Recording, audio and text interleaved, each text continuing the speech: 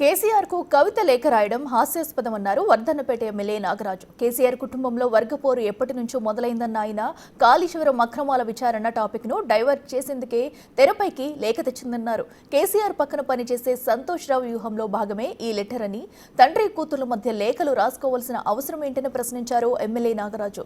మరింత సమాచారం మా ప్రతినిధి వేణు అందిస్తారు. రాజకీయాల్లో కవిత లేఖ ఒక ప్రకంపన సృష్టిస్తోంది. ఇక కవిత లేఖ ఎందుకు రాసింది, అసలు ఆ లేఖను ఎవరు లీక్ చేశారు, అసలు కుట్రదారులు ఎవరు, ప్రస్తుతం మనతో మాట్లాడడానికి వర్ధన్నపేట ఎమ్మెల్యే నారాయణ. సార్ నమస్తే. ఏంది అసలు కవిత తండ్రికే లేఖ రాయడం, అందులో చాలా అంశాలు పేర్కొంది, ఎట్లా చూస్తారు అసలు మీ పార్టీ తరఫున? చాలా హాస్యాస్పదంగా ఉంది ఇది. ఎందుకంటే ఒక తల్లిదండ్రులతో బిడ్డ మాట్లాడలేని పరిస్థితి ఉందా ఈరోజు? ఇంత స్పీడ్ యుగంలో ఇంకా ఏఐ వచ్చింది, ఆర్టిఫిషియల్ ఇంటెలిజెన్స్ కూడా వచ్చింది.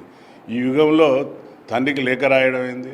ఇదంతా ఒక కేటీఆర్, కేసీఆర్, హరీష్ రావు, ఒక చిత్రగుప్తుడు ఉంటాడు వాళ్ళ టీంలో, అతను కనబడాడు, ఎవరికి తెర వెనుక ఉంటాడు, మెంబర్ ఆఫ్ పార్లమెంట్లో ఉండి కదా, వాళ్ళ మామ అవుతాడు, మరేమో అన్న అవుతాడు, అతని పేరు సంతోష్ రావు.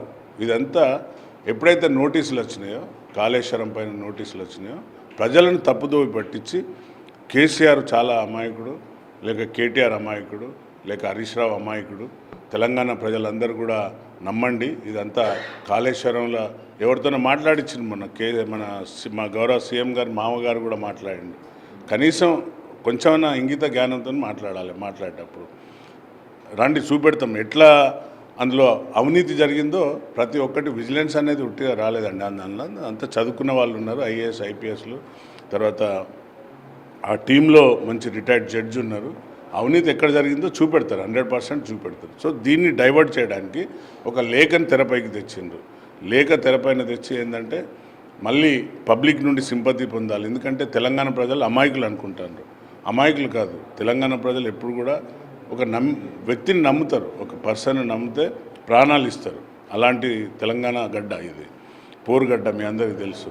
సో ఏంటంటే ఇప్పుడు కేసీఆర్ చావు నోట్ల తలకాయ పెట్టి వచ్చింది కాబట్టి అలాంటి వ్యక్తి పైన నోటీసులు ఇస్తారా, నోటీసులు జారీ చేస్తారా అని ఇదంతా ఒక క్రియేట్ చేసి ప్రజలను తప్పుదోవ పట్టించాలనే ఉద్దేశంతో ఈ లేఖ ఒక అస్త్రం తెచ్చి, ఒక ఏమంటారు బ్రహ్మాస్త్రం అంటామా లేకుంటే పాశుపదాస్త్రం లాంటిది ఒకటి లేఖపూర్వకంగా పంపించిండ్రు. ఇదంతా ఒక డ్రామా జరుగుతుంది ఆ ఫ్యామిలీలో, విత్ ఇన్ ద ఫ్యామిలీలో. మొన్న కూడా నేను చెప్పిన స్టార్ట్ అయినాయి, వర్గ పోరాటం స్టార్ట్ అయింది.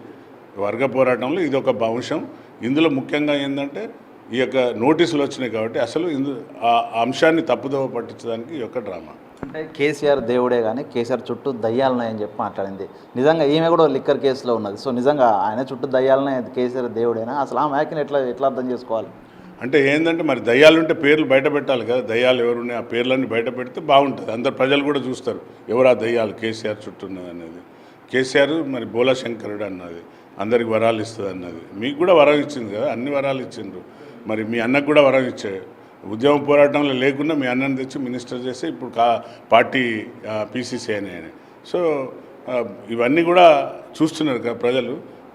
మరి దయ్యాలు ఉంటే తీసుకురండి, పేర్లు పెడితే ప్రజలు కూడా హర్షిస్తారు, కవితను మెచ్చుకుంటారు అందరూ కూడా. లోకల్ బాడీ ఎలక్షన్స్ కూడా సిద్ధంగా ఉంది, ప్రభుత్వం చర్చ జరుగుతుంది. సో ఈ నేపథ్యంలో లేఖ రావడము, ఆ ఫ్యామిలీలో ఏదో జరుగుతుందని చెప్పి ఒక చర్చ జరగడము నిజంగా ఇది వాళ్ళకి అనుకూలిస్తుంది అనుకుంటారా?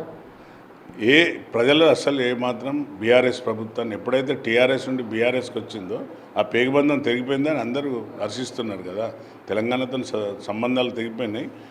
ఇక్కడున్న డబ్బునంతా దూసుకుపోయి కాళేశ్వరంలో అక్కడిక్కడ దూసుకుపోయి మహారాష్ట్ర జీతాలు ఇచ్చి అక్కడ మహారాష్ట్ర ఆఫీస్ ఓపెన్ చేసి తర్వాత ఎక్కడనో చనిపోయిన వాళ్ళకి పోయి, సరే సైనికులకు ఇచ్చిండ్రు, మనం హర్షిస్తాం. సైనికులు ఎవరైతే చనిపోయినారో వాళ్ళకు మనం భారతదేశాన్ని కాపాడే సైనికులకు ఇచ్చిండ్రంటే దానికి ఒక అర్థం ఉంది, మీనింగ్ ఉంది. బట్ ఇక్కడ రైతులు ఎంతోమంది చనిపోయింది వాళ్ళ ఆయంలో కూడా. ఆ రైతులను ఇక్కడ చూడకుండా అక్కడ పోయి అందరి దగ్గర పోయి ఈవెన్ ఆయన నువ్వే సీఎం అని నితీష్ అంటే ఆయన లేచి వెళ్ళిపోయాడు, నువ్వే పిఎం అవుతావు నెక్స్ట్ అని. ఇవన్నీ ప్రజలను ఎంతసేపు మభ్యపెట్టి ఇప్పుడు లోకల్ బాడీ ఎలక్షన్లు ఉన్నాయి కాబట్టి మీటింగ్ పెడితే మొన్న అక్కడ అంతా అవినీతి జరిగింది. అవినీతి పైన నేను మాట్లాడినా. కాలువలు కూడిపేసిండు, అన్నాసాగర్ రైతులందరూ ఫోన్ చేస్తే నేను పోయినా. అన్నాసాగర్ హద్దులు చెరిగిపోతున్నాయంటే నేను పోయి మాట్లాడితే ఎవడో వాళ్ళకి దమ్ము లేక ధైర్యం లేక పిచ్చని పోరానితోనే మాట్లాడించిన నా పైన. పెద్ద వాడిని మేము లెక్కలు తీసుకోలేదు. ఇది ఇప్పుడు ఏంటంటే లోకల్ బాడీ ఎలక్షన్లు వస్తున్నాయి కాబట్టి ఈ లేఖాస్త్రం పెట్టి సింపతి కొడదామనే ఆలోచనలతో ఉన్నారు. కానీ అది ఎట్టి పరిస్థితుల్లో కూడా జరగదు. ప్రజలు, తెలంగాణ ప్రజలు, అది ఓరుగల్లు ప్రజలు ఇంకా స్ట్రాంగ్గా ఉన్నారు. వీళ్ళు చేసిన అక్రమాలపైన వాళ్ళంతా కూడా తప్పనిసరిగా రాబోయే లోకల్ బాడీ ఎలక్షన్లో కాంగ్రెస్ను నమ్ముకున్నారు. కాంగ్రెస్ అంటేనే ప్రజాపాలన.